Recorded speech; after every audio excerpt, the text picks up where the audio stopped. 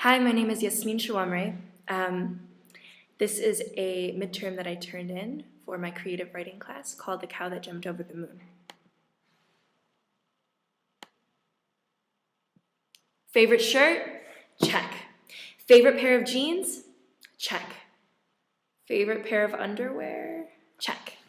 The semester had already started, but my two cousins and I decided to go to the countryside anyway. I would only miss one day of school. We timed it right when my weekend was going to start, but they wanted one extra day. One day, I mean, it couldn't hurt. Visit the relatives, get some fresh air, relaxation. I zipped up my suitcases and handed them to my cousin to carry. I kissed the relatives I'd been staying with on the cheeks, which is the proper way to say goodbye in this particular culture, and hit the road. We drove a rented car for us to get to the countryside. The cousins who carried my bags had to go behind his father's back, my uncle, so that we could be free about our time. Freedom here is not something you own before you're married in most of the traditional families, which is the majority. It's something you earn or gain through hard work and effort, whereas freedom where I grew up is a right from the moment you enter the world. We opened all our windows and let the running wind pass through all of what was inside of our car. The scenery on the way to our ambiguous destination is saved into my memory. Beautiful curves of the earth protruding from the ground, scattered in harmony with one another. They wore trees as accessories, and on their faces were brushed over powdery sand. They looked as if they were hunchbacks of men, stuck face down into the ground, as if at any moment they were to stretch out of their fixed slumber and leave our eyes with only the remains of the beauty they took with them. Tracks from the CDs we brought played over and over, capturing the scenery and moments into the music. The sun had gone to sleep, took his blanket of the sky, and left us with 1,000 stars to cradle the moon.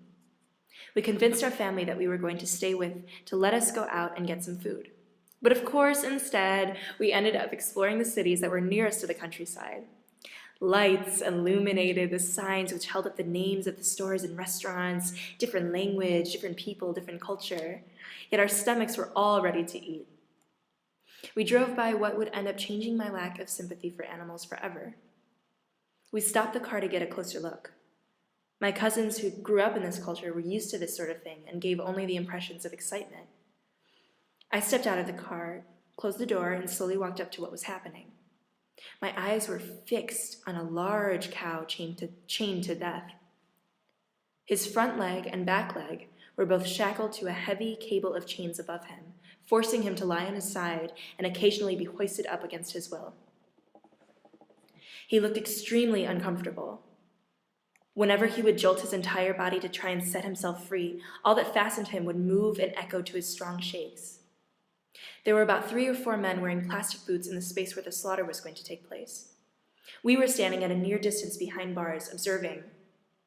It was outside at night. They did it at this time because it is uncommon for people to be out that late. Fresh ground meat was simmering on the grill outside behind us. I was the only female there that night. All workers and cousins were male, and all of them took note on my response. My eyes stayed fixed on the cow, hoping secretly that it would find a way to set itself free. I thought of my mother. My deep stare transformed the cow into my mother's body, chained and all. It was only a few seconds that I zoned out, for the knife that signed off the creature's soul onto the list of murdered flooded my vision. The beast roared in anger and frustration as it sensed life coming to an end. It was as if it screamed, "If you want a fight, I'll fight, but this is just unfair." The man that held the knife was examining the sharpness of his instrument.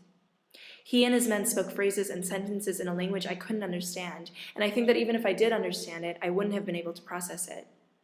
My main focus those minutes consisted of me trying to telepathically communicate with the cow and have it feel me mentally stroking its belly to help give its final moments comfort. Death's alarm went off. It was time. The animal was thunderous in its movements. His cries were equivalent to the bellowing of a mother losing her child.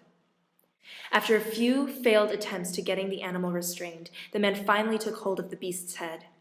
The bottom half of the cow was out of control. His free limbs were kicking in every which way, with such speed and force, and there were a few points when I thought I was watching a film. The knife found its way with the help of the man. It was like watching a pen write on paper. Wherever the pen went, the color ran after it, and in this case, wherever the knife went, blood gushed out after it. Its neck, still slightly connected to its body, was limp and hanging off. The men jumped back and allowed the soul within the beast to let go of its physical body that it had spent so many years with. The blood ran faster than the wind that swarmed the car earlier that morning. Hoarse, husky, rasping noises were released from its voice box that was slit open. It was at least 20 minutes before it completely stopped moving.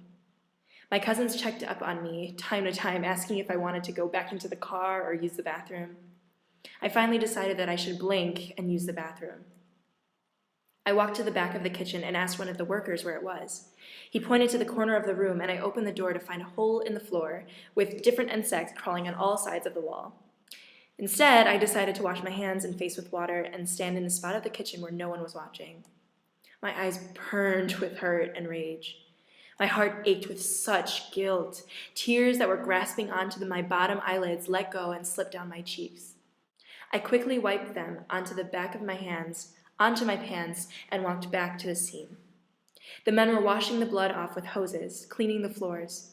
It was as if they hadn't noticed the animal at all, almost as if they were machines. They were skinning its lower body, separating the skin from the tissue, meat, and veins below, cracking off the legs with knives. The men were sometimes breaking the limbs in half by breaking them off their own legs. Every vein in the animal constantly twitched, causing its entire mutated body to vibrate. It was done making sounds and moving intensely. Its soul had left. I felt at a point that there was some sort of invisible presence near us, watching the remains be prepared for customers. My cousins asked me if I was all right, and I forcefully nodded. I went back to the car, looking out the window, even as the car had started to make its way back to the house. I stayed silent and stunned until my cousins helped me snap out of it. We finally made it home, and they asked me to set up the plate of food they had bought. I opened the tinfoil to see the meat that was simmering on the grill behind us. I want to be a vegetarian when I grow up.